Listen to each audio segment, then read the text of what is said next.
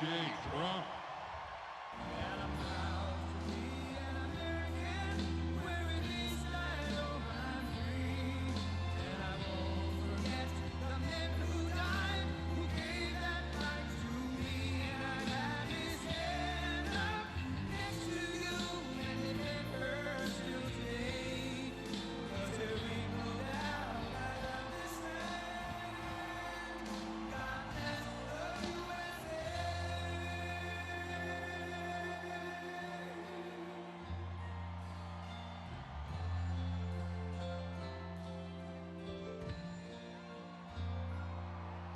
From the lakes of Minnesota to the hills of Tennessee, across the plains from sea to shining sea, Detroit down to Houston, and New York to LA.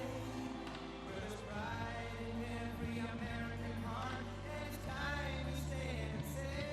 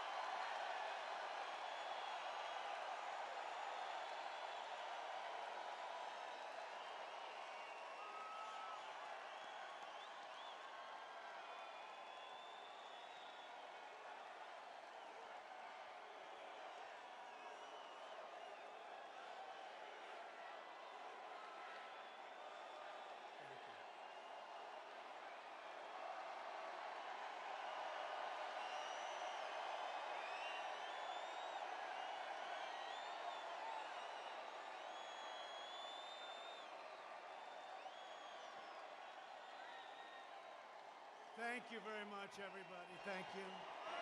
Wow. I will never, ever let you down. That I can tell you, ever. Amazing. And I want to thank Manchester and New Hampshire, very special. You remember those primaries? that primary came around, and remember what happened during the primary? Trump should come in third or fourth, and we came in easily number one, and that was the beginning. That was an easy one. I want to thank you all. This is incredible. And it's great to be back in a state that I love with thousands of hardworking patriots who are the heart and soul of America, and that's what you are.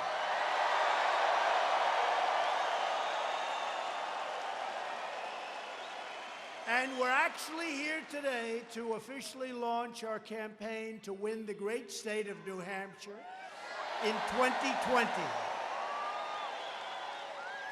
And I saw some fake polls put out by the fake news media.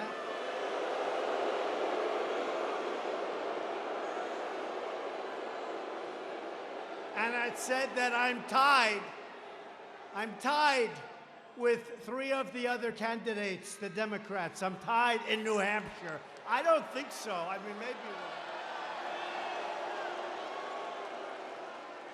one of them has a rally. He's got 100 people. So this holds 12,000. We're full. And we could fill it up 4 times, at least.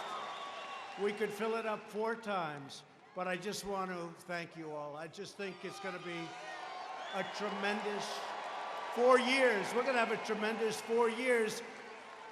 Can you believe it? We only have a little more than a year to go, where it all started, right? The greatest movement in the history of our country. The greatest political movement in the history of our country. And even though we had fake witch hunts on our back and all the other things that we had to go through, we have taken this big, beautiful ship, and it's being turned around very quickly.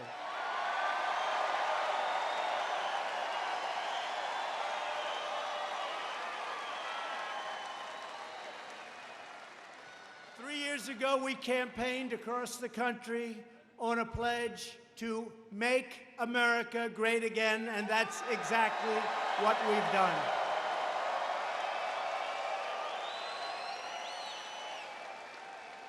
I think we can honestly say it's the greatest slogan in the history of politics in America, right? Make America great again. So if you don't mind, you know, the other candidates they spend millions and millions of dollars on this question that I'm going to ask you. They spend millions. You remember the first slogan from our opponent? That's right, neither do I, neither does anybody. I don't either.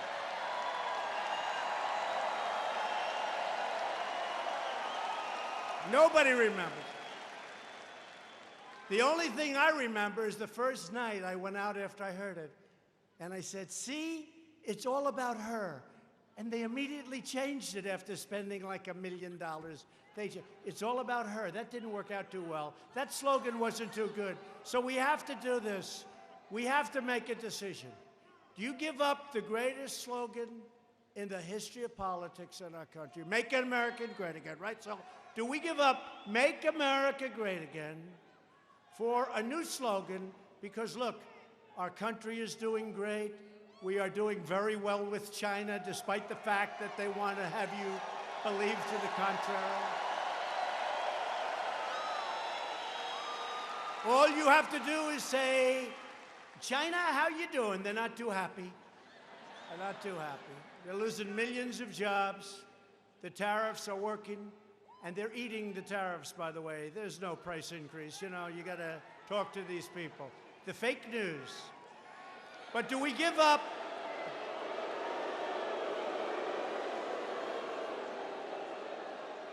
And by the way, the biggest beneficiary, you know who have been great? Our great farmers have been so incredible because they've been targeted by China.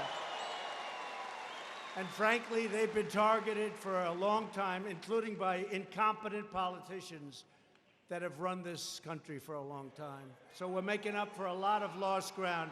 But do we give up Make America Great Again for Keep America Great? Keep America Great.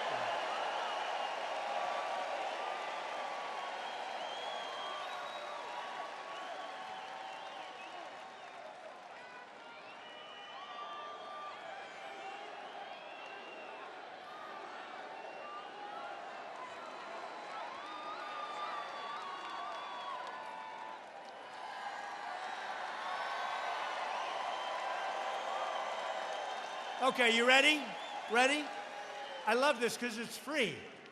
And we have all the time in the world, right? Is there anything better than a Trump rally? What about a sleepy Joe Biden rally?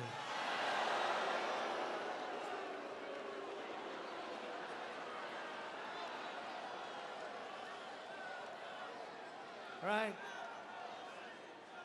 Well, he's made some beauties.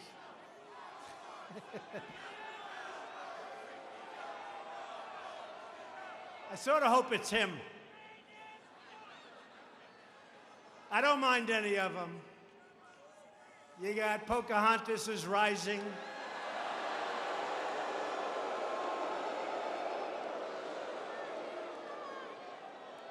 You got Kamala. Kamala is Falling. You got Beto. Beto is like gone. But we'll see what happens. Whoever, whoever it is, I don't know that it matters. But whoever it is, different people.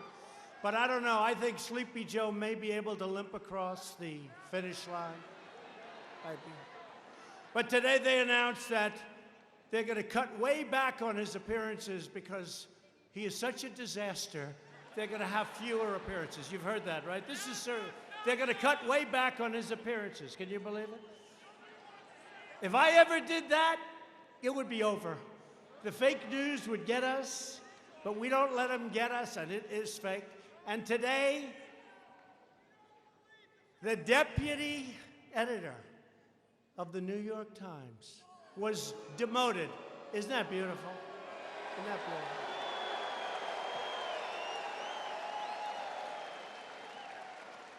All the news that's not fit to print, all the news, the fake, failing New York Times. So, what do I go with? What do we go? It's really we. It's not me. We're doing it together. They came from the hills. They came from the mountains, from the rivers. They came from all over the place. And they showed up, and they voted like nobody's seen before. And it was 306 to 223, remember? 306. And we won Wisconsin, and they said, oh, we never thought of that. Got to think about those things. And we won Michigan, and now we have a lot of car companies coming into Michigan. And we have a lot of great farming events happening really big in Wisconsin. And we have incredible things going on in Pennsylvania. We just opened up a $10 billion plant. We have many of them going up. Many of them. A lot of jobs. Spending in Louisiana, an LNG plant, $10 billion. Could never have happened. Could never have happened. Pennsylvania, it would have never happened. They wouldn't have allowed them to frack. So they would have never been able to build it. But what a place that is. It'll be open in a little more than a year. But I have to make a decision. It's a big decision. Do we give up the greatest theme, phrase, logo, whatever you want to call it, in the history of politics, risky, for a brand new one? Because Make America Great Again, we're really sort of there, and we have a little time left. Right?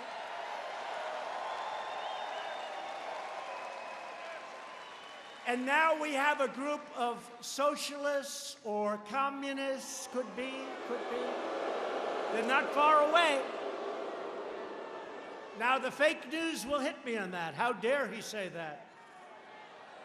But they're not far away, right? They're not far away. 95% tax. Does anybody want to pay 95% tax in the room? I don't think so. So, but I'm not going to go into their plan because as far as I'm concerned, the Green New Deal is a beautiful thing. No, it's a beautiful thing. We want it to continue onward until about a month before the election. I will let them have it like you've never heard before. I don't want them to change. Too early. It's like Elizabeth Warren. I did the Pocahontas thing. I hit her really hard. and it looked like she was down and out. But that was too long ago. I should have waited, but don't worry. We will revive it. It can be revived. It can be right?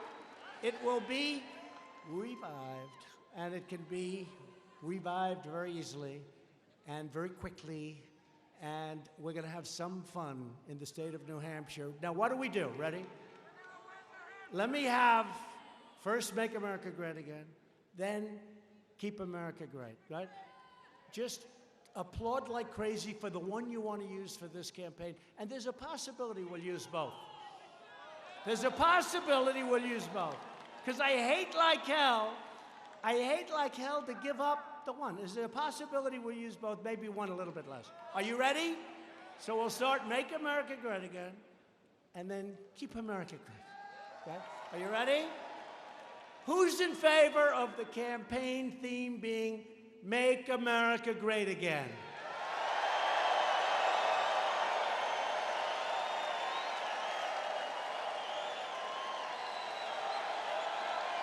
Okay. Who's in favor of our theme being Keep America Great?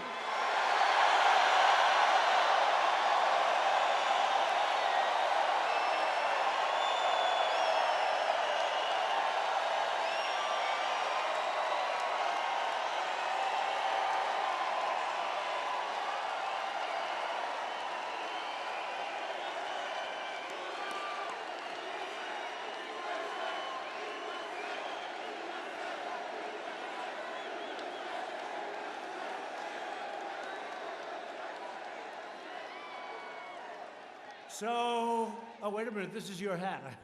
I was going to keep it, actually.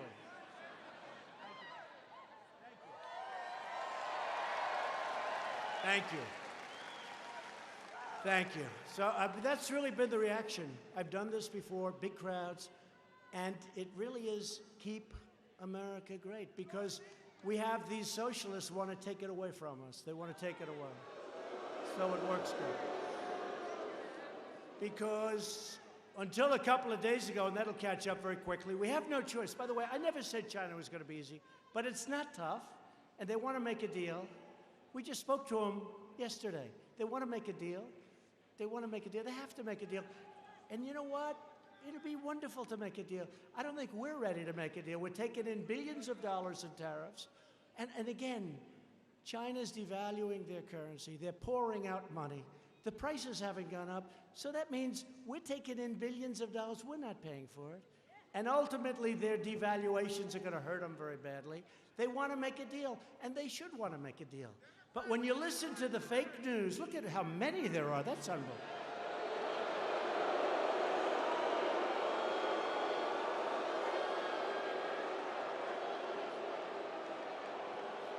I mean, I actually had something today. I had something today.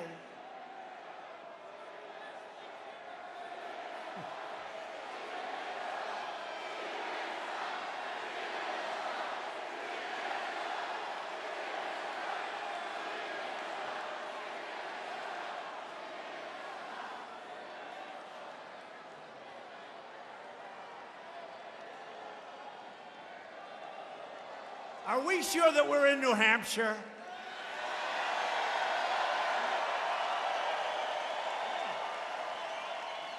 You know, you have a reputation. I mean, I know it's not true because I know you too well. You have a reputation of being very staid, very, very elegant, staid, incredible people. You're not acting it tonight. And that's good. That's a good thing. Yeah, we love our country. We have enthusiasm for our country, right? That's what it is. That's what it is. That's what it is. Before the election, our factories were closing. Hey, who knows it better than you? You're like central casting for the closing of factories. Our jobs were vanishing. Our military was totally depleted. When I took over, our military was sad. We weren't flying half of our planes. They were old. They were tired. Our equipment was tired. Our people weren't tired, though. our people weren't tired. But everything we had, it was depleted. Now we've rebuilt our military like never before.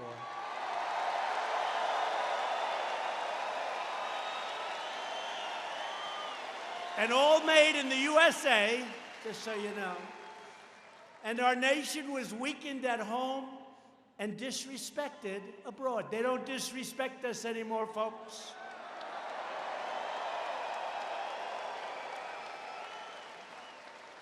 I got NATO to pay an extra $100 billion they weren't paying. They were delinquent.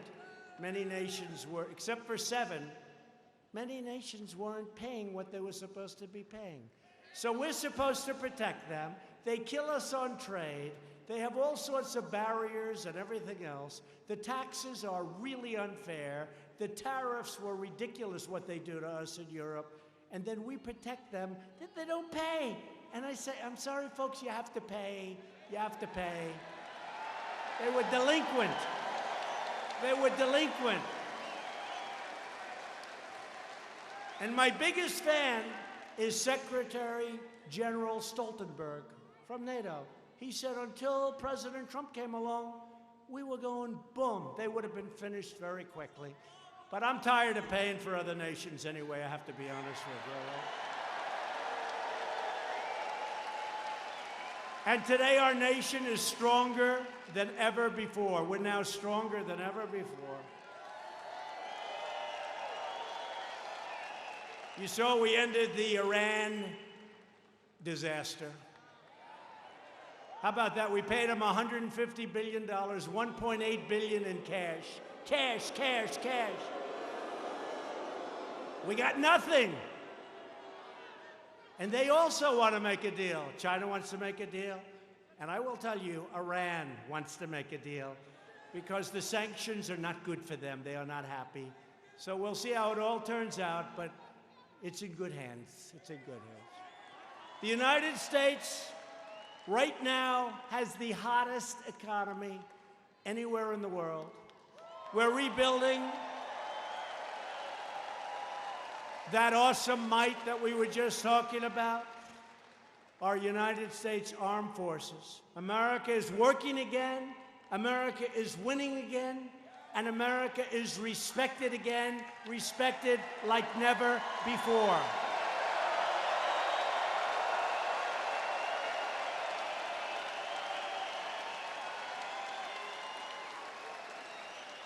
They respect us again, and you see it. You know, a recent poll came out where it showed that President Obama was more popular in Germany and other places than I am. And I said, of course he's more popular. He's not demanding that they pay for their protection that we provide. He's not doing that. I'm doing that. And in fact, if I was the most popular, I'm not doing my job right, okay?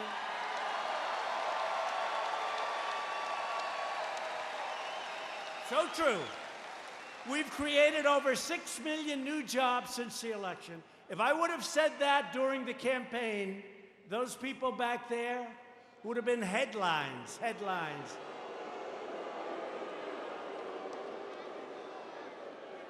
More than 7 million Americans have been lifted off of food stamps. Since my election, the number of new businesses starting in the great state of New Hampshire has skyrocketed by almost 25%.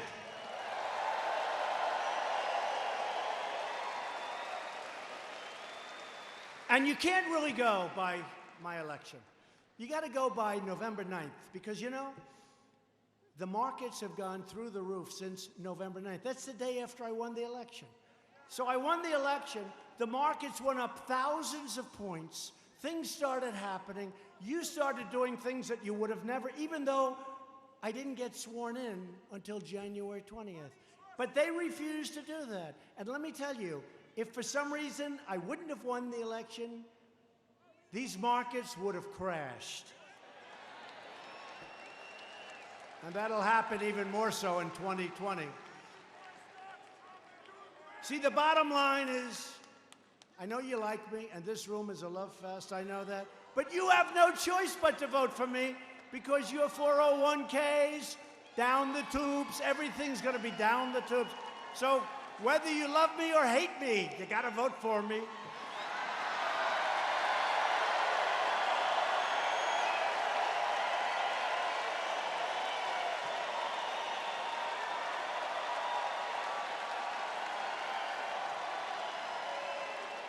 I had a businessman the other day, one of the most successful guys in the country. I've never liked him, never liked him. He never liked me, I never liked him. I see him in the White House. I said, "What are you doing here?" He said, "I'm working to make sure you get elected." I said, "You gotta be kidding. You don't like me, I don't like you. What the hell is this all about?" He said, "That's right, we've had our differences. I haven't liked you. But to be honest with you, Mr. President, I have no choice." I said, "You're right. You're right." First thing I've ever heard him say that I agreed with. He's got no choice. He got no choice. Unemployment in New Hampshire has reached the lowest rate in actually 31 years, but within a very short period of time, it will be the lowest rate in the history of our country.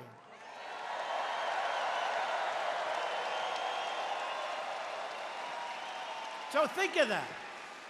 You have the best unemployment, you have the most successful state in the history of your state and in the history of our country. And then you're going to vote for somebody else? Oh, great. Let's vote for Elizabeth Pocahontas Warren. We have the best numbers we've ever had. Let's vote for somebody else. I don't think that's going to happen, folks. I don't think that's going to happen.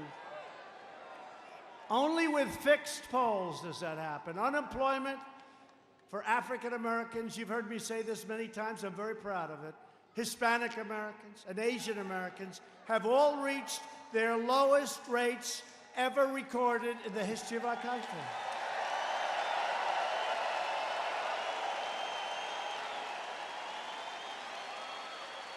Wages are rising quickly. Remember when I used to say people have been working 2 and 3 jobs, making less money than they made 21 years ago? I used to say it all the time.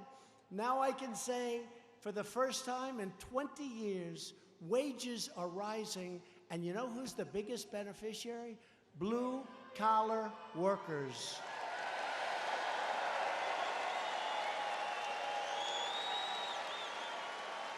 My administration is fighting to expand opportunity for citizens of every background and every race, religion, color, and creed. Very important. Because we are all Americans. We all share the same home. We all share the same heart. We all share the same dreams. We are all children of the same Almighty God.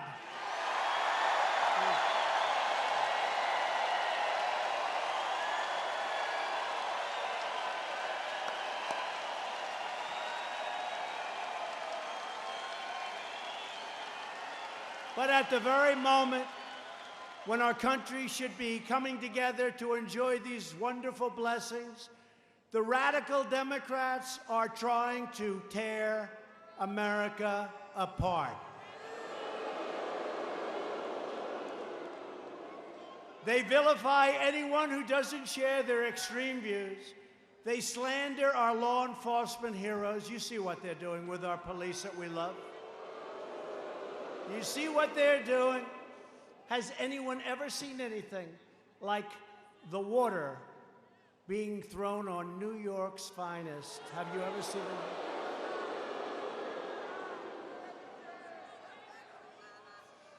And I know a lot of New York's finest. They're not happy. They're not happy.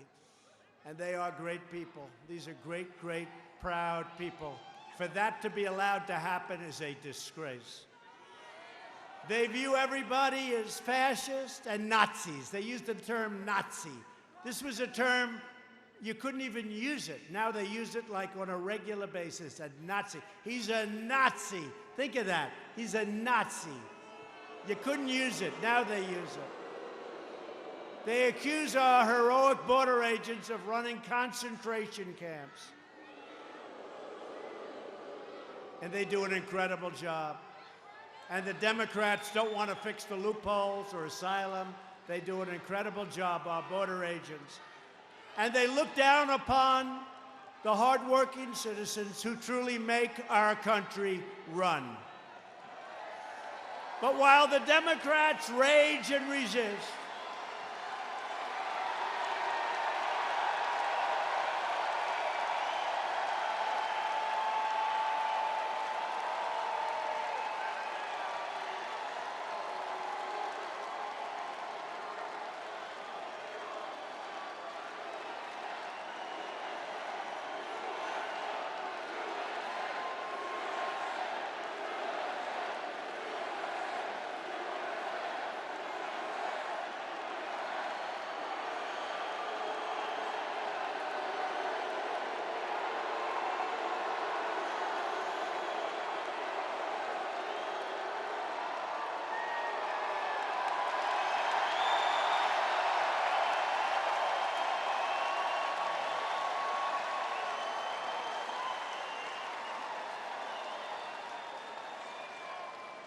that guy's got a serious weight problem. Go home, start exercising. Get him out of here, please.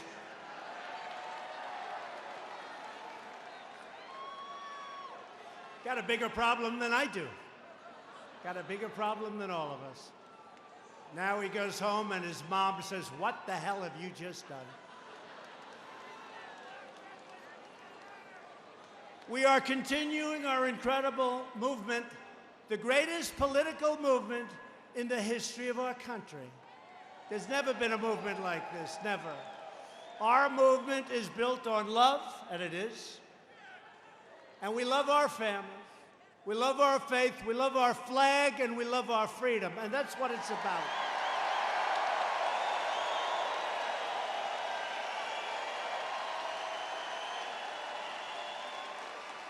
And add to that the fact that we love our neighbors and we love our country.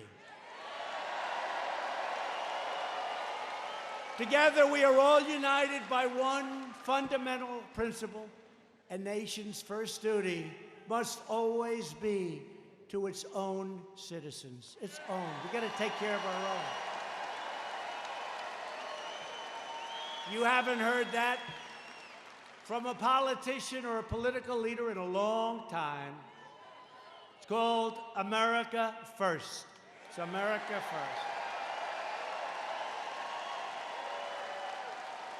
We're thrilled to be joined tonight by many tremendous Republican leaders and great friends of mine, a man who's doing an incredible job as your governor, because I want to take 100% of the credit for the incredible turnaround of New Hampshire. And I remember it not so long ago. Things were not looking good. People were leaving. A lot of bad things were happening. But we have to give him a lot of credit. He's been a great governor, Chris Sununu, with a great father, too. Great father.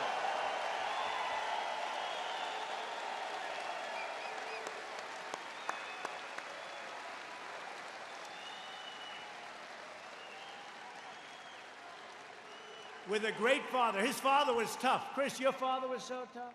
He was for somebody else in the primaries. And then one by one, I won here, I won there, I won there. And then when I won, his father got on and I said, "Oh, this guy kills me, he's so tough." And he said, "President Trump will be the greatest of all time." I said, "What happened? What happened?" He went from being the toughest critic to the best there is. So I want to say hello to your father. Okay, Chris, you'll tell him. Great guy. What a family. What a family. Thank you, Chris. New Hampshire Senate Republican leader, Chuck Morse. Chuck. Thanks, Chuck. New Hampshire House Republican leader, Dick Hinch. Thank you, Dick. Thank you, Dick. Great job. A man who was with me right from the beginning. In fact, he had a meeting at his house. His house has never been the same. His house is a disaster now. fact, somebody said he just sold it. But you know what? Because of the Trump economy, I'll bet he sold it for a big, big, fat, beautiful profit. Where is Steve? Steve Stepanak and his wife, who's incredible. Did you make a lot of money on the house? And we destroyed the house. This was the beginning. He held some kind of a meeting for me, and he has a nice house. But literally hundreds and hundreds and hundreds of people showed up, and they destroyed his house. It's never been the same. No wonder you sold it. They finally gave up. And that was 4 years ago. Anyway, thank you very much, both, for being here. Appreciate it. What great people. Thank you, Steve. Great job. And I hope the buyer of his house didn't hear that little... Steve, I hope the buyer didn't hear what I just said about your house. He'll cancel. That's all right. You'll sell it for more to somebody else. Don't worry. Republican Party Chair, Ronna McDaniel.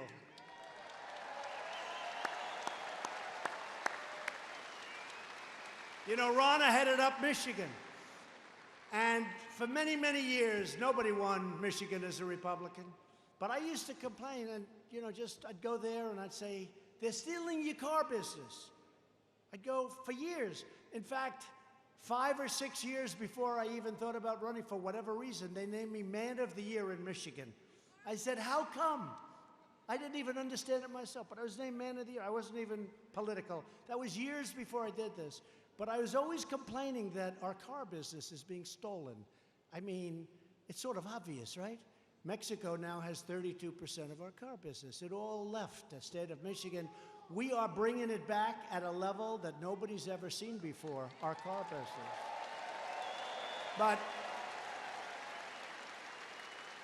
I went to Michigan, and my opponent was told that the Republicans, no way you can win Michigan or Wisconsin, that you just can't. And we had a campaign manager named Ronna McDaniel. And Ronna wouldn't stop. Sir, can you be here next week? I say, I don't know. Then I leave, and she said, sir, can you come back in 3 days? I said, I don't know. Then I do it, and she said, how about another time? And then on election night, she said, sir, it was 6 o'clock the day before the election. In other words, just a short while before the election, she calls me, sir, can you be here tonight? I said, tonight?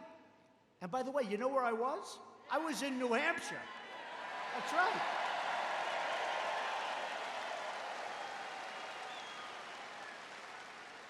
She said, sir, can you be here tonight? I said, are you sure? I started speaking at 1 o'clock in the morning. Now it's election day. We had 32,000 people show up. It was like this. The crowd was just, they want to see things happen in our country. They love our country. It went crazy. And I left, and I said, I don't know why we're going to lose Michigan. Why would we lose Michigan? Look at this. And the opponent went there with Barack Obama and Michelle Obama. And she went there much earlier, prime time. 1 o'clock, 2 o'clock in the morning is not exactly prime time. So we had 32,000, and they had a tiny little crowd.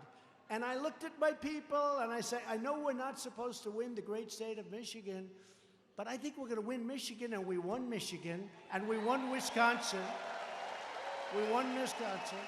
Wisconsin was a great victory, and we won Pennsylvania, and we won North Carolina and South Carolina, and we won Florida, and I hate to tell you, we should have won New Hampshire. That was taken away. New Hampshire was taken away. It was taken away from us, but we should have. We did great in New Hampshire. We should have won New Hampshire, but that's okay. I'm not holding it against you because it was not your fault. But we had a woman in Michigan, and I said, when it came time to choosing the head of the Republican National Committee, I said, who the hell is that woman up in Michigan that got me to keep coming there and explaining that we can't continue to lose our car business? We have 17 companies now coming back in. Who is that woman? and it was Ronna. We put her in charge of the Republican National Committee. The job that she has done is incredible. Thank you.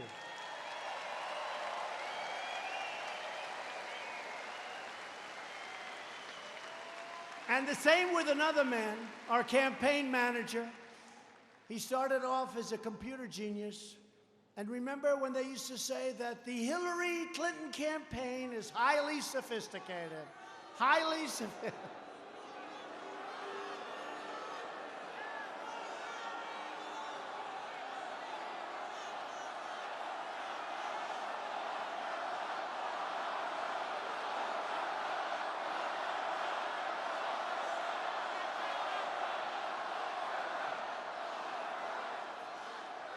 She did a lot of bad things, folks. 33,000 emails deleted after getting a subpoena from the United States Congress. 33,000.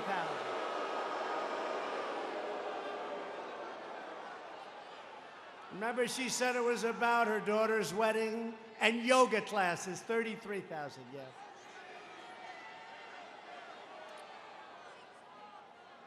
It was disgraceful.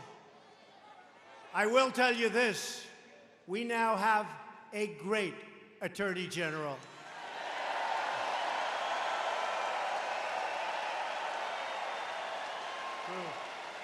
A fair guy, a great gentleman. So another man who's here tonight is the world's tallest campaign manager. He is an unbelievable talent. But they were saying about our opponent, I'm not going to mention the name again because we'll never get it finished here. So I'll just say my opponent, is that better? And they were saying how sophisticated her campaign was. Except ours was far more sophisticated. And we had a man that did an incredible job. And he's now our campaign manager. And he's one of the tallest human beings I've ever seen. And his name is Brad Parscale, and he is fantastic.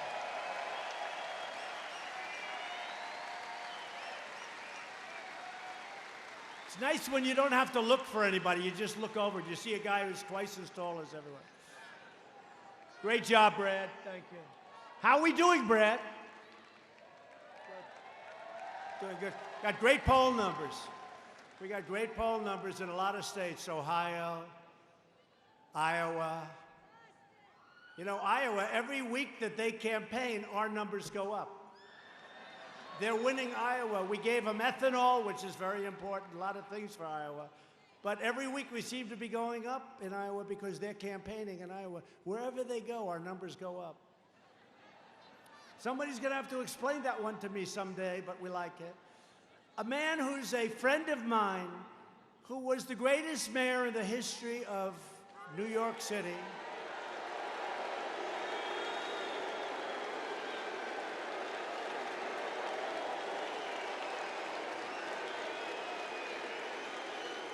Who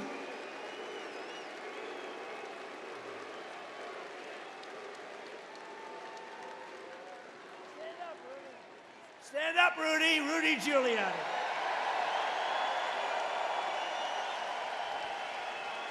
Man, he did a job. He did a job. In the first year, I've never seen anything like it.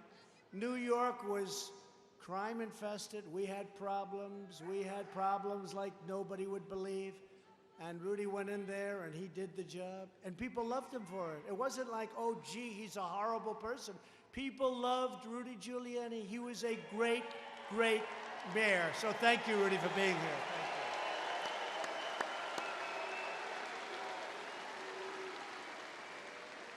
And the first person that I put on the campaign, he was driving me wild. He said, I'm saying you can win, sir. You can win.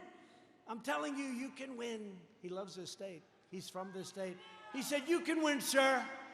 I'm just telling you. And I had him on for month after month. He'd come drive me crazy. He'd say, you can win, you can win, you can win. And finally, we said, let's give it a shot. And I had Corey, I had Hope, I had just a couple of people. We had a rather lean and mean staff. but Corey Lewandowski loves your state, loves New Hampshire. He was the first one that talked about us possibly winning the whole big ball game. And he's tough, and he's smart, and I'm hearing he's thinking about running for the Senate from New Hampshire. I don't know.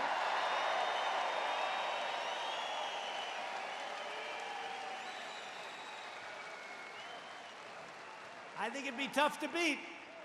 I'll tell you one thing, he'll go into Washington and he's going to have you in mind. He's going to do a job if he does do it, so we'll see what happens. He hasn't made up his mind yet, but he would be fantastic, and I guess it's something you go back and you talk to your family, you talk to your wife, and you make a decision. They're all saying, are you going to support him? I said, I don't know if he's running. So, Corey, let us know, please, if you don't mind. Let us know. Our shared Republican agenda is pro-worker, pro-jobs, pro-family, pro-growth, and 100% pro-American. For decades and decades, the permanent politicians in Washington pursued the very opposite. They sold out our workers. You see it, you know it better than any place. When I talk about the horrors of NAFTA, the horrors of trade deals, I mean, I'm sorry to tell you this, I usually refer to New Hampshire. Nobody took it worse than New England, and nobody took it worse than New Hampshire. Now, here's the good news. I would never let that happen again, and Chris will never let that happen again.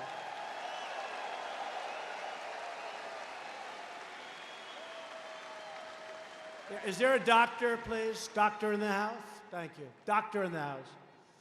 Please, doctor. Please. Thank you very much. Take your time. Yeah, take your time.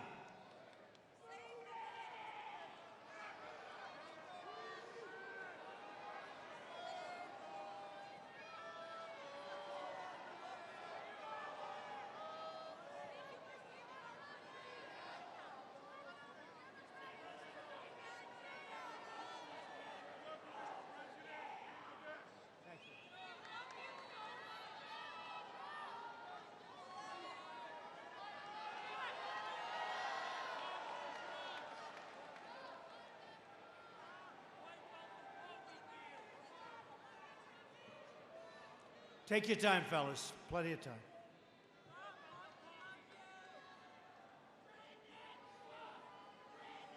You know, people got here 2.5 days ago. Many of these people in the front, right? 2.5. 2.5 days ago, a lot of these people. So you can understand, it's pretty tough. Thank you. Thank you.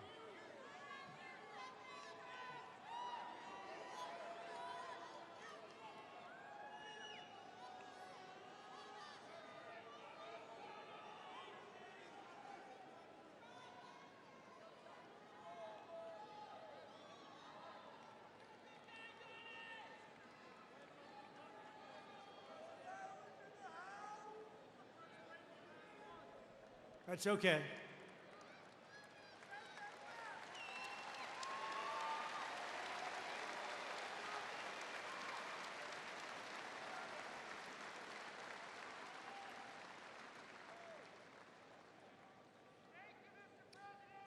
These are great people. These are great people that love our country. Just remember.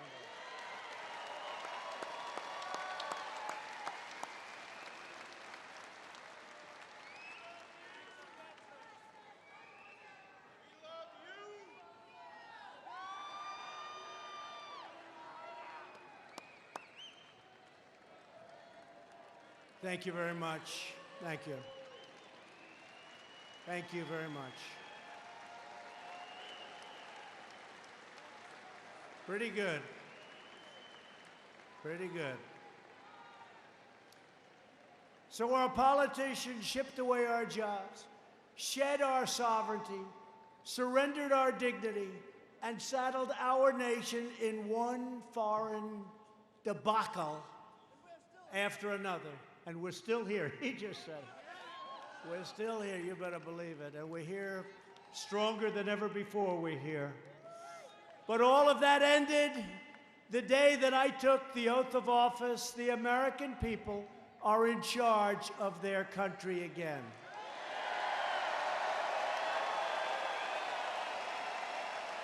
We cut a record number of job-killing regulations. They were strangling our country.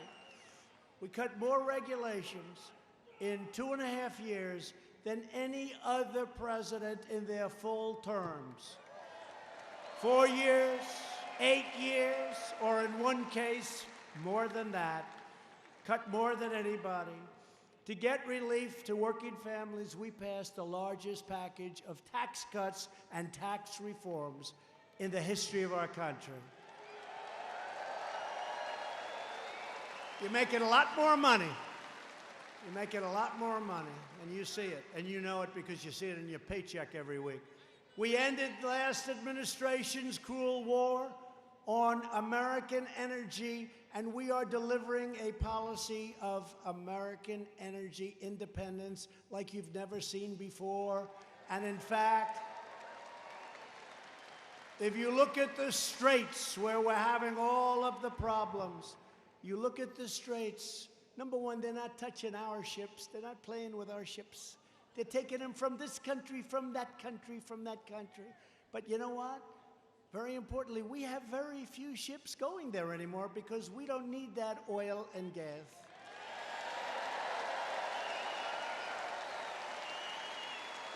And the United States is now the #1 producer of oil and natural gas anywhere in the world.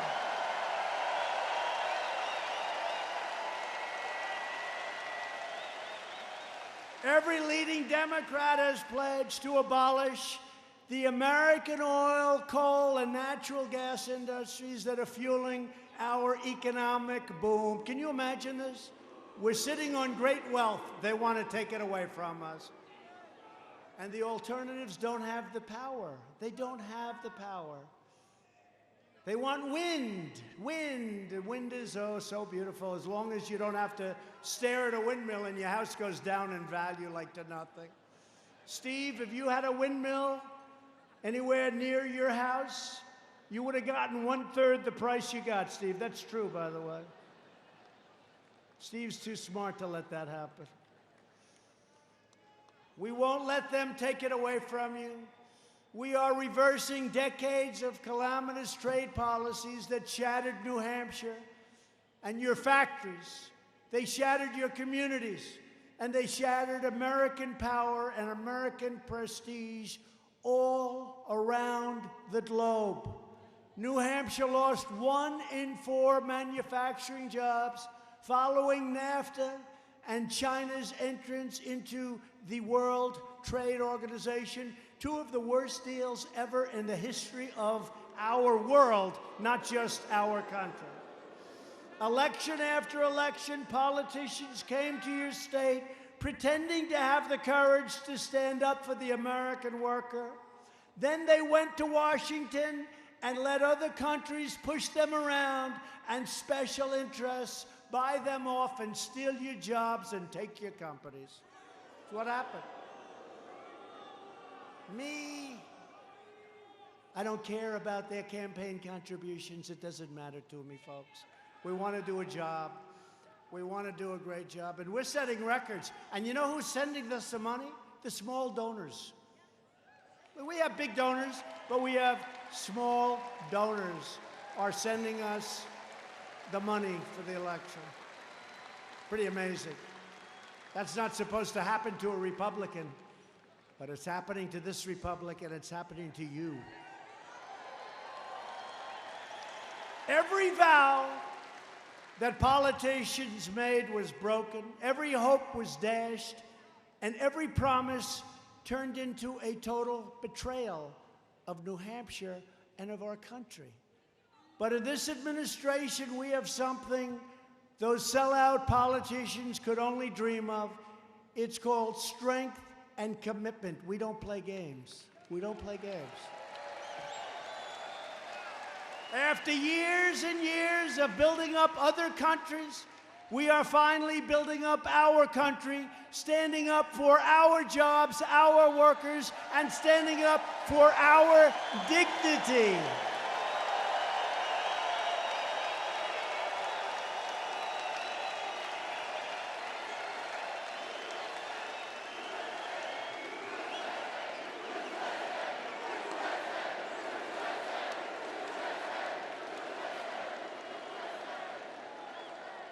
The forgotten men and women of America will never, ever be forgotten again. You were forgotten.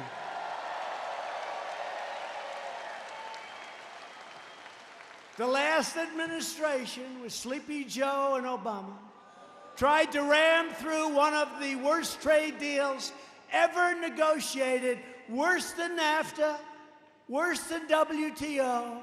It was called the Trans-Pacific Partnership. It would have been a disaster. TPP would have gutted the American auto industry, would have been in shambles. Our auto industry is coming back so strong. Would have gutted, would have destroyed the industry. But in my first week in office, I proudly withdrew the United States from that job-destroying catastrophe.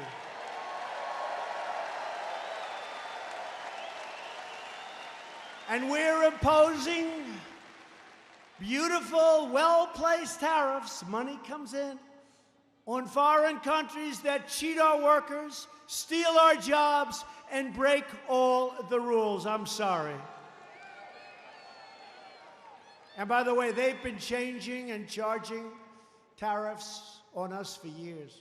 We have countries that charge us 100%, 200%, 297% in the case of Canada with your farm products. We're not going to stand for it. And man, did we turn things around. And we've just started. If companies don't want to pay a tariff, I have one simple solution. Come make your product in America. Come make your product in New Hampshire. Zero tariffs. Zero. Zero. No tariff.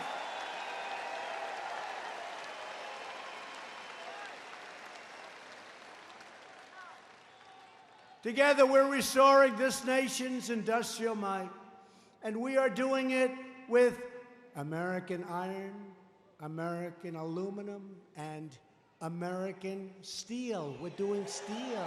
Steel industry is hot. They were dumping steel all over. They were destroying our companies. U.S. Steel now, all of them, they're all expanding. The steel industry is back. It's doing great. We're opening up mines in Minnesota, the great state of Minnesota. They have magnificent mines that have the best iron ore in the world, and President Obama closed them down.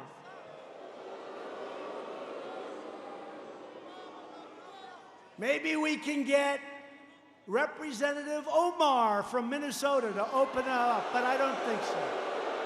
She'll open them up. I don't think so.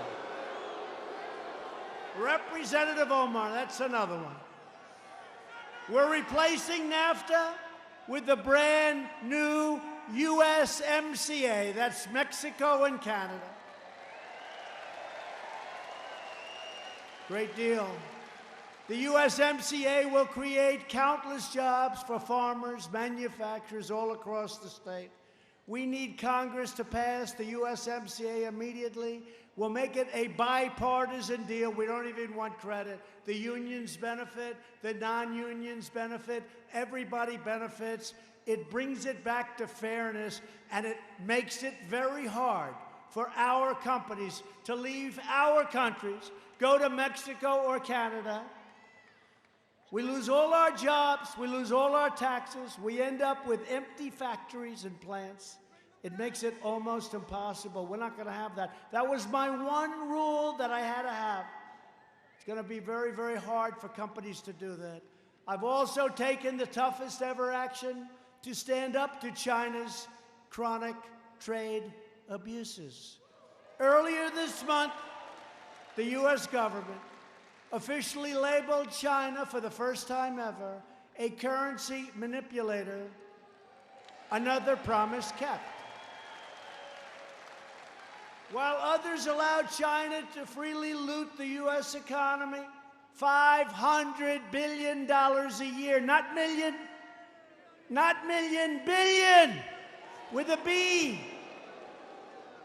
We've made it clear that the theft of American jobs and American wealth is over.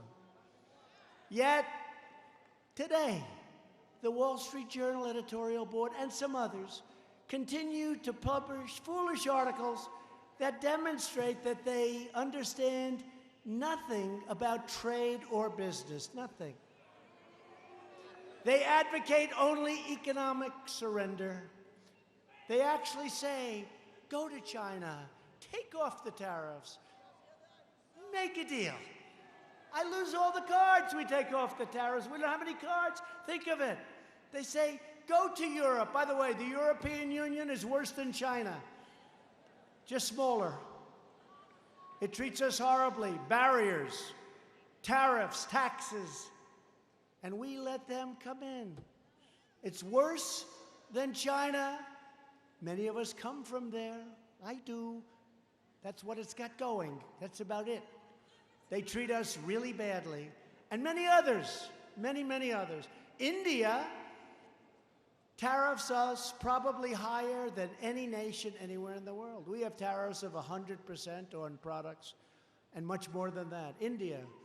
So we're working on all of them. I called Prime Minister Modi. I said, Mr. Prime Minister, not fair. We got to change. We got to change. Got to change.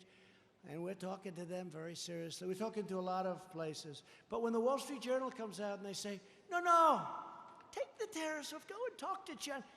They've been trying to talk to them for 25 years. But actually, you know what? They really haven't. The fact is, the leaders that were in my position, they didn't do a damn thing. They didn't talk. They didn't talk. Past leaders followed the terrible advice of these editorial boards that are frankly totally inexperienced in business, I guess, and our industries were utterly decimated.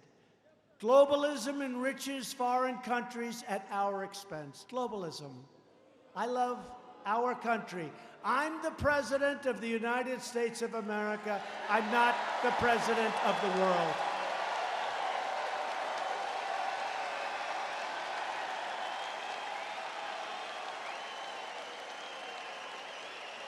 And as long as I'm president, America will never bow to a foreign nation like we were for so many years.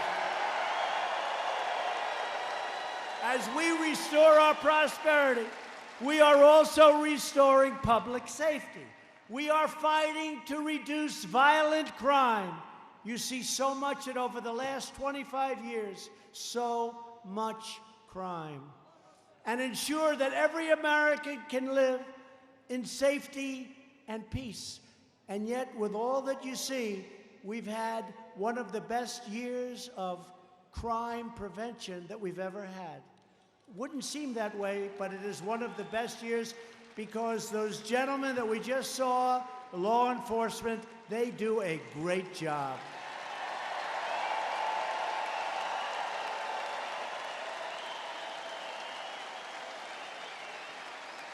And you've been reading about this a lot lately. We are working very hard to make sure we keep guns out of the hands of insane people and those who are mentally sick and shouldn't have guns. But people have to remember, however, that there is a mental illness problem that has to be dealt with. It's not the gun that pulls the trigger. It's the person holding the gun.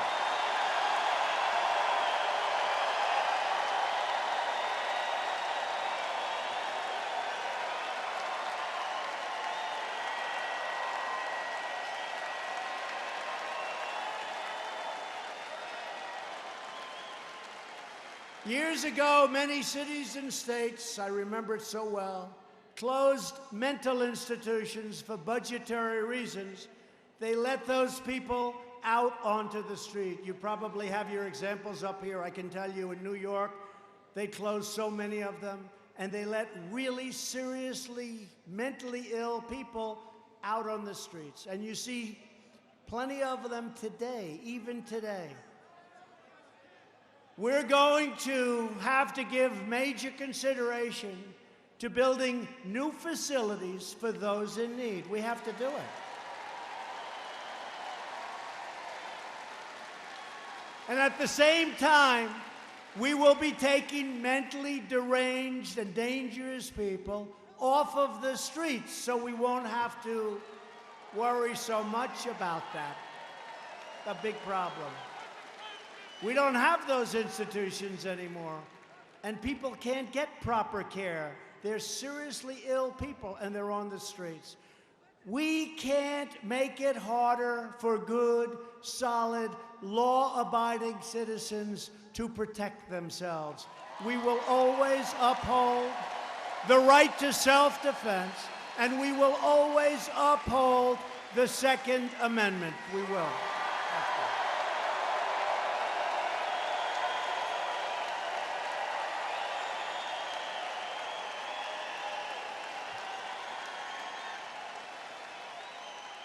So important. One of the most powerful promises I made to the people of this state was to confront the opioid and drug epidemic.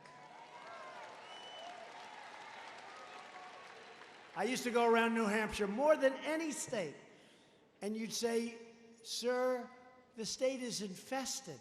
You said, "Sir, we're like a drug den." You tell me. And I didn't really see it.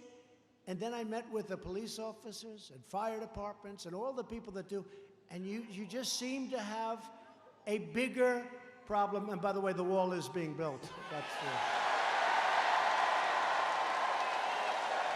That's going to stop a lot of it. The wall's being built.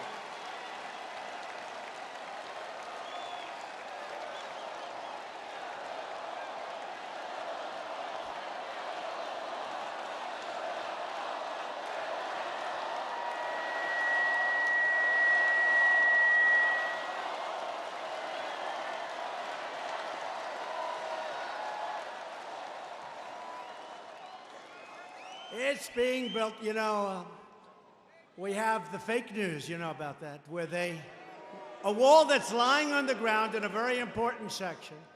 So we pick up the wall, it's in pieces. I mean, literally, it's gone. And we build a brand new 30-foot steel and concrete wall.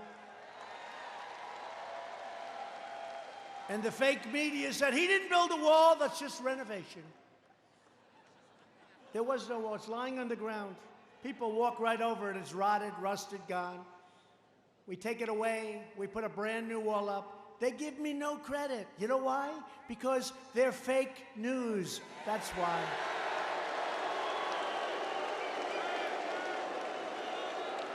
We're building a lot of wall.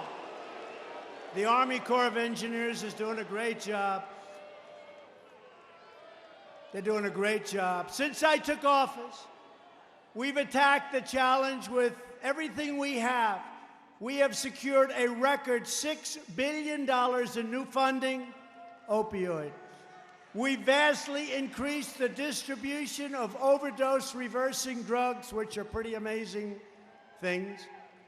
We've given them to your police department, your fire department, pretty amazing.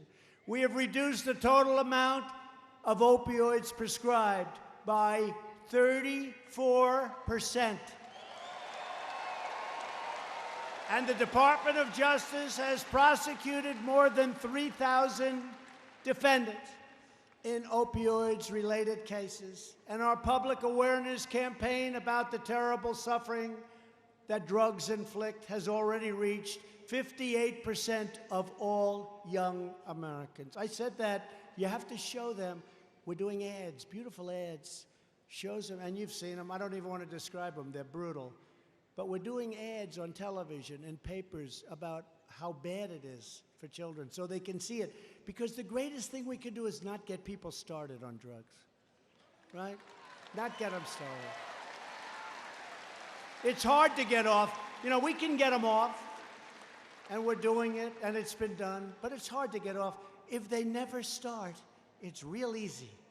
It's real easy.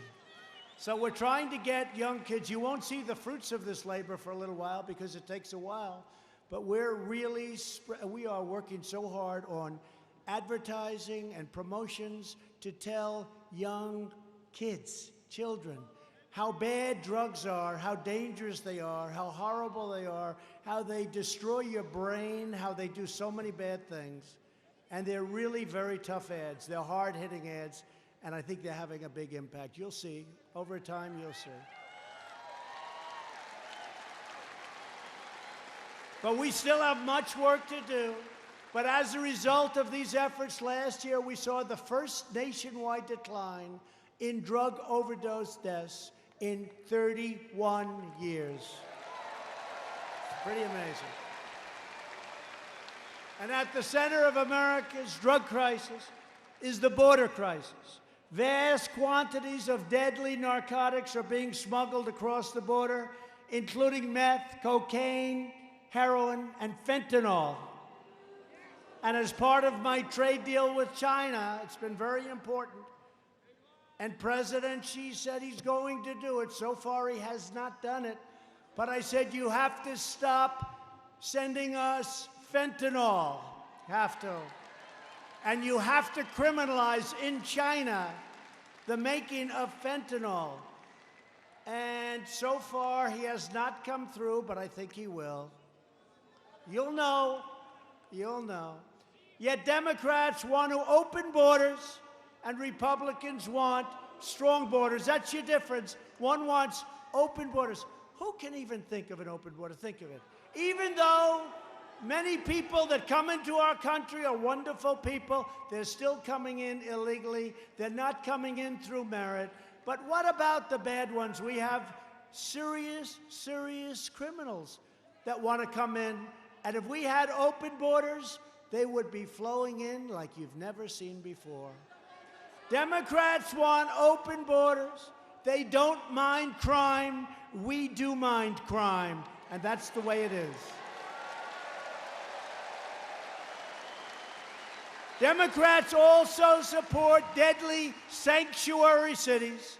Last year alone, sanctuary cities declined.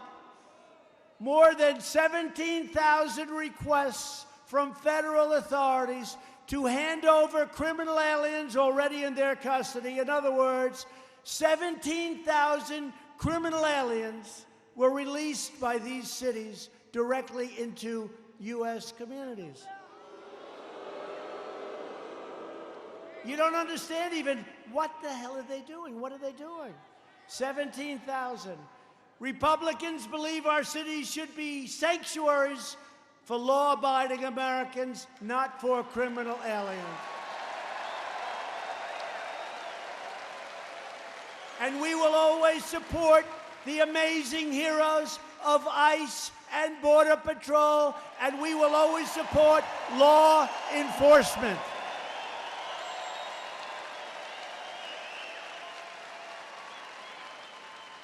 Every Democrat candidate also wants to give illegal immigrants free welfare. Republicans believe public benefits should be protected for truly needy Americans, not for illegal aliens, and we should reduce our taxes and many other things with all of that money that we're talking about. We need to elect a strong Republican majority to end sanctuary cities, stop human traffickers, stop drug smugglers, and adopt an immigration system that puts the needs of American workers and families first.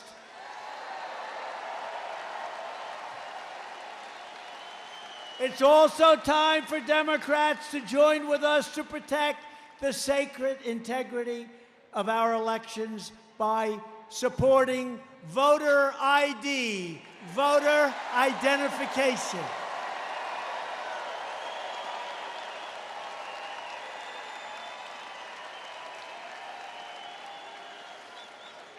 It's incredible. They're constantly saying, oh, we need to protect our... They're not looking for that. They're not looking for that.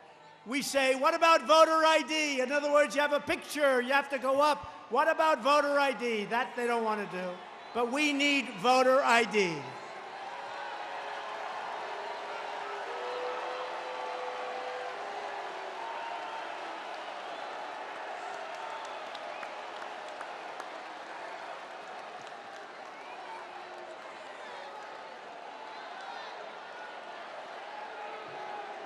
The Democrat Party has never been farther outside the mainstream.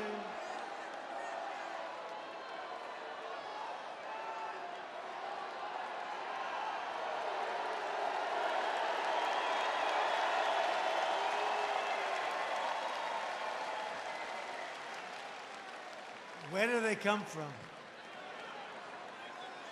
You know, you say you want low taxes, good education, strong military, strong borders.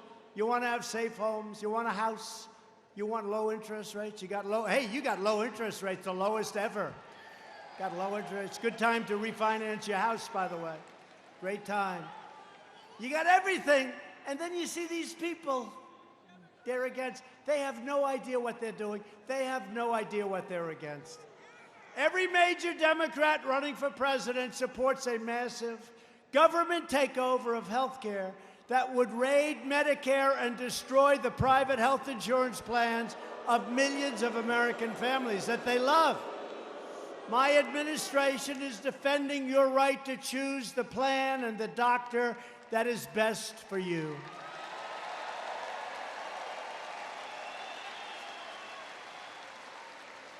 The individual mandate is gone, the most unpopular part of Obamacare. And we almost have Obamacare gone. We're close. We would have had it before, but we had a vote that was a little bit surprising. I'm sure none of you knew who that vote was. We had it done, repeal and replace. But it's going to happen, and I think it's going to actually be, in the end, actually better. You watch. So we got rid of the individual mandate, which was the most unpopular part of Obamacare, and we're running it better. You know, I had a political decision. Do I make it great? Alex Azar, our secretary. Do we run it well and sort of say, hey, we run it well? Or do we run it badly and have everybody upset? We said we got to run it well, but it's still much too expensive. It's lousy health care. But we got rid of the worst part of it, individual mandate. Individual mandate, where you have the privilege of buying the right not to have to pay for expensive insurance that's no good, health insurance. And we will, and you got to remember this, Republicans, and I speak for every one of them, we will always protect pre-existing conditions. We're going to protect, always. Right? Got to do it. Our ambitious campaign to reduce the price of prescription drugs has produced the largest decline in drug prices in 51 years. And the only decline in 51 years. We have launched a historic initiative to require price transparency, empowering you to choose the lowest price for yourself and for your family. Believe it or not, you didn't have the right to go in and price your drugs. Who could even believe this? I wonder if Big Pharma had something to do with that. So we're going to have transparency. Virtually every top Democrat also now supports late-term abortion, ripping babies straight from the mother's womb, right up until the moment of birth. And in the case of the Virginia governor, he's having a rough time.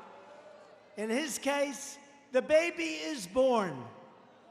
And then he goes to talk to the mother. The doctor talks to the mother. The baby is now born, wrapped, as he said. And then they decide whether or not to execute the baby. Who would believe that? That is why I've asked Congress to prohibit extreme late-term abortion, because Republicans believe that every child is a sacred gift of God.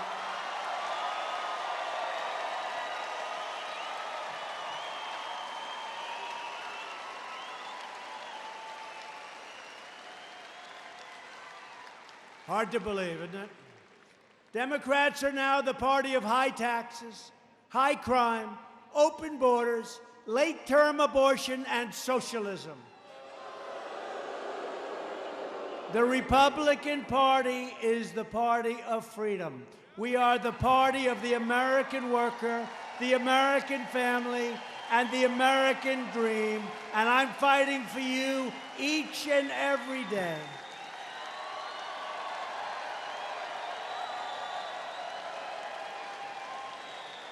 So importantly, we have confirmed more than 140 federal judges.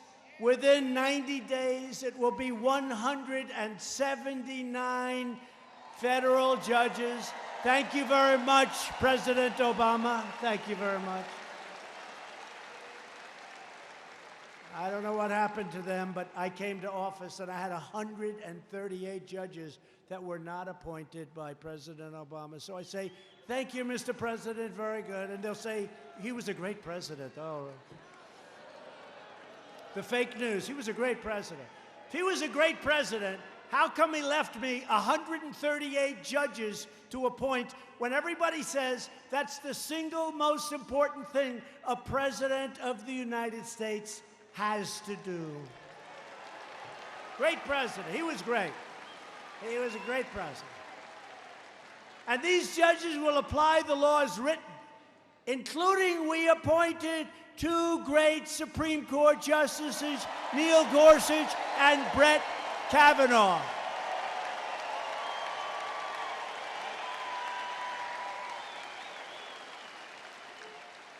And to help patients with life-threatening illnesses, we also passed something I'm so proud of. 44 years they couldn't get it passed. Right to try. You can use our newest, our best medicines. Incredible what's happening. I'm so proud of that. And this from forever, 5 decades, we passed for our great veterans VA choice and VA accountability.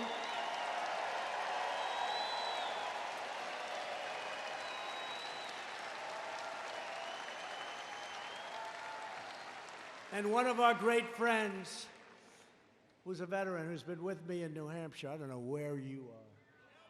Where's our guy? Where is he? So Al. So I walk in, I said hello. He's been with me from the beginning. He wasn't with it. He liked Trump. And I came in, he said, sir, he's a great veteran. He said, sir, I have cancer. And sir, I went into the vet. They were very, very late. They had problems. I'm not blaming them. But they gave me the right to go out and get a great cancer surgeon. He had his operation. You look much better than you did 3 years ago, Al. Much better. Much better. VA choice, right, Al? VA choice. Great story. Thank you very much. And thank you for your loyalty. He's been to every rally I ever gave in New Hampshire, right from the beginning. I got so tired of looking at him, he'd always be here. Now look at him, now he's sitting in, very good, that's good. But I appreciate that story. I appreciate, a VA choice just makes sense, right? Doesn't it make sense? We've achieved record funding for the United States military, $716 billion, $700 billion, and $738 billion, and it's almost completely rebuilt, including, and we hope to God we never have to use it, we have the finest, most powerful nuclear capability anywhere on the face of the earth. And I hope to God we never have to use it. We're investing in the future of human space flight, and someday soon American astronauts will plant the stars and stripes on the surface of Mars.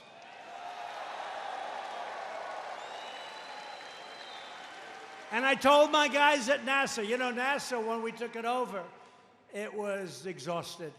the runways and the grounds had all weeds growing through the cracks in the concrete. You wouldn't recognize it now. It's beautiful. It's the best place anywhere on Earth. And I also said, though, you know, I hear all these rich guys, for some reason, they love space. So they're rich. I said, let them send the rockets up. What the hell do we have to do it, right? So I see Jeff Bezos and Elon Musk. They're putting rockets up. I think it's great. And they pay us rent. They use our facility. That's good.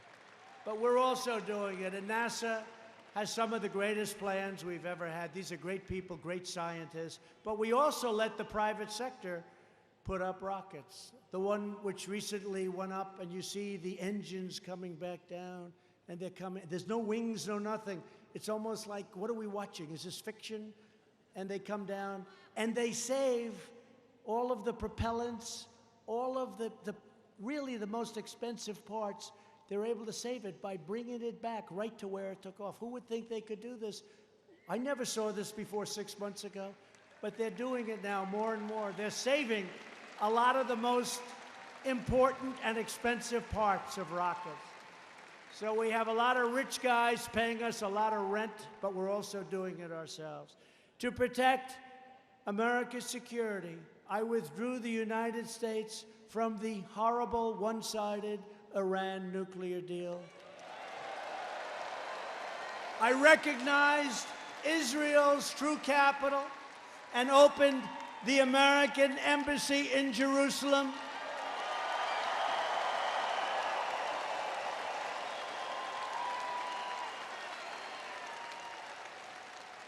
And just 3 months ago, we also recognized the Golan Heights as being a part of and protected by Israel. For years, you watched as your politicians apologized for America. Now you have a president who is standing up for America, and we are standing up for the people of New Hampshire. Thank you.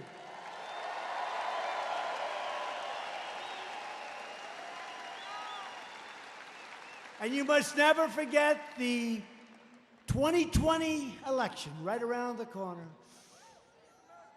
2020 right around the corner. And it's about one thing. You know what the one thing is? You. It's about you. It's about your family. It's about your future. And it's about the fate of your country. So when we ran together last time, we said, the most important election. We had to turn it around. This country was going bad. You see what happened to Venezuela with socialism. Venezuela 15 years ago was one of the richest countries. Now they don't have water, they don't have food, they don't have anything. And this was one of the richest nations in the world. They don't have anything. We're working on it, we're helping people, but it's very sad. It's never going to happen to us because we will never, ever be a socialist nation, ever.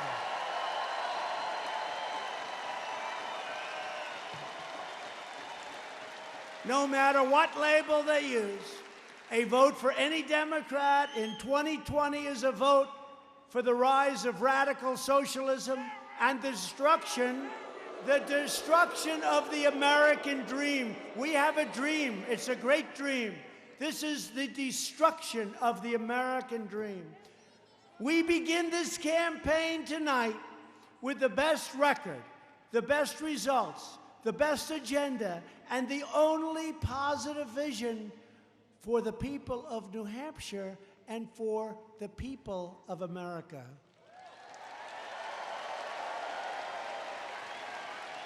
Together, we will lift millions more citizens from welfare to work, dependence to independence, and poverty to prosperity. Millions and millions of people. With your help, we will elect a Republican Congress to create a safe, modern, fair, and lawful system of immigration.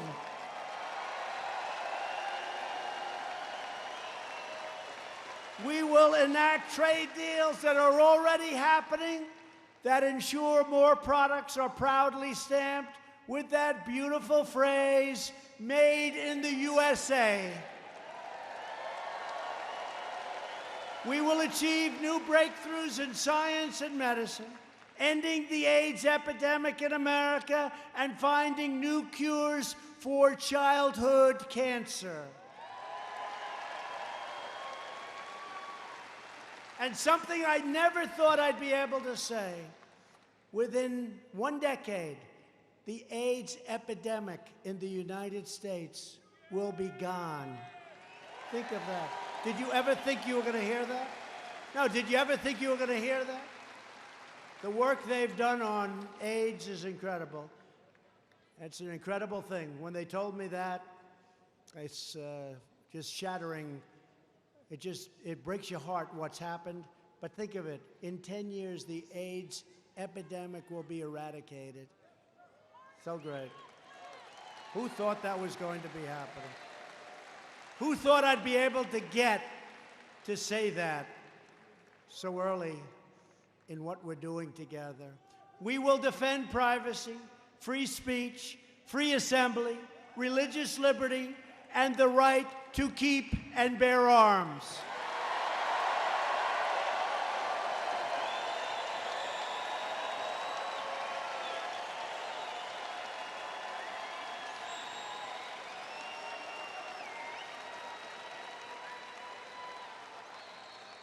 Above all, we will never stop fighting for the values that bind us together as one America. We will support, protect, and defend the Constitution of the United States.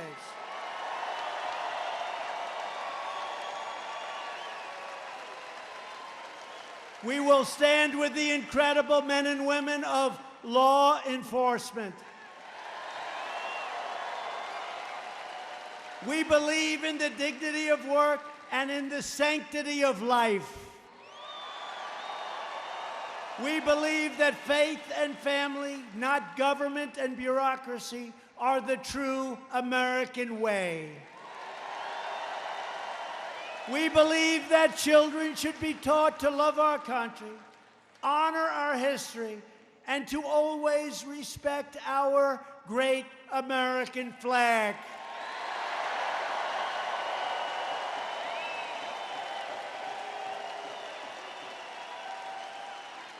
And through every day and every challenge, our hearts beat to the words of the New Hampshire state motto, live free or die.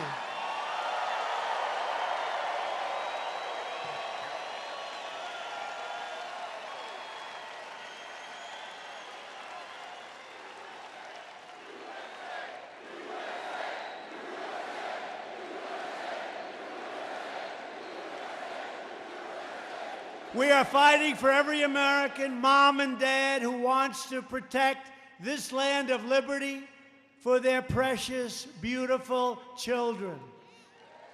We are fighting for every young boy and girl who deserves to grow up in a nation of builders and dreamers, pioneers and patriots. And we are fighting for every citizen of the greatest republic on the face of this earth. Every day my presidency, we will never forget that we are Americans and the future belongs to us, the brave, this beautiful, strong, proud, and free future. It belongs to us. It's up to us. We control our own destiny.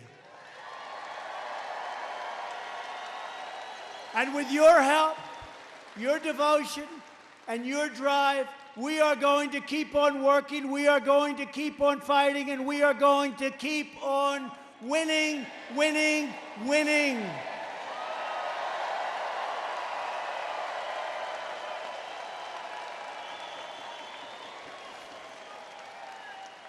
We are one great movement, one people, one family, and one glorious nation under God.